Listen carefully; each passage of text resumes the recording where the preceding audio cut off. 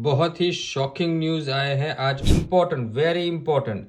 We are also no longer prioritising the offshore permanent visa application over the onshore application. वो मारा की तरफ से skilled visa processing introduction of the migration direction number 105।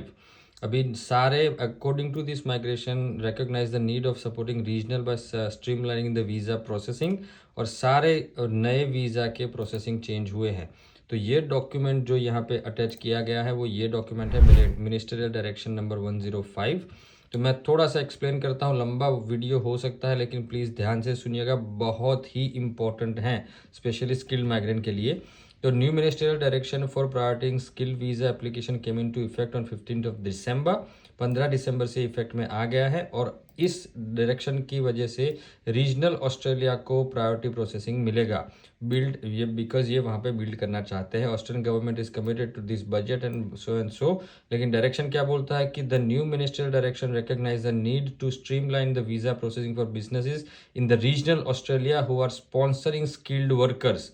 It puts the priority for the employer sponsored visa in the occupation in the regional Australia to the highest priority। तो ये regional occupation में employer sponsored visa जो है सब class 482, employer nomination सब class 186 और skilled employer sponsored सब class visa सब class 494 fill in identifying shortage of the guaranteed to be in the regional Australia। So regional Australia में employer sponsored visa को सबसे ज़्यादा प्रायोरिटी मिलेगी। दूसरी प्रायोरिटी है the new ministerial direction will continue to prioritising the occupation in the health care and the education sectors. This change will have a minor impact on the priority processing of this occupation. So अगर education और इसमें दोनों में है, health care में, तो उसको second priority मिलेगी। उसमें थोड़ा सा अभी जो प्रायोरिटी मिल रही है उसमें स्लाइट इम्पैक्ट होगा। तीसरा है application from the sponsored with the accredited status. अगर आपका स्पॉन्सर अक्रीडिटेड है तो उसको एक और कंटिन्यू भी, जो ऑलरेडी प्रायोरिटी था वो प्रायोरिटी भी कंटिन्यू रहेगी, and this will support the accredited businesses basically।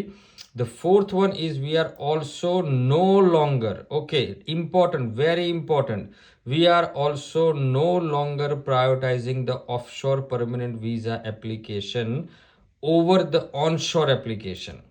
सो अभी ऑफ शोर को प्रायोरिटी नहीं मिलेगी, ऑन शोर को प्रायोरिटी मिलेगी। फिर से एक बार, we are also no longer prioritising the offshore permanent visa application over onshore application. मतलब ऑन शोर को प्रायोरिटी मिलेगी, ऑफ शोर परमानेंट वीजा एप्लीकेशन 190 और 189 को प्रायोरिटी नहीं मिलेगी।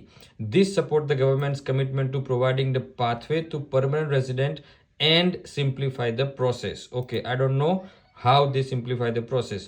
Priority in each category for eligible passport holders, Hong Kong nationals and British nationals overseas have also been removed to further efficiencies, to provide further efficiencies।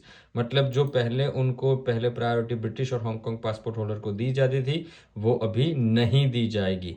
So these are the major changes जो offshore mainly impacted हैं। Offshore applicants जो permanent visa apply कर रहे हैं उनकी सबसे least priority हो जाएगी। So be careful guys, and थोड़ा सा हौसला रखिएगा, बी स्ट्रांग, बी थोड़ा सा स्ट्रांग बनना पड़ेगा सभी को, है ना। तो प्लीज़ बी विथ मी। ऐसे ही अपडेट के लिए प्लीज़ हमारे चैनल को लाइक और सब्सक्राइब ज़रूर कर दीजिएगा।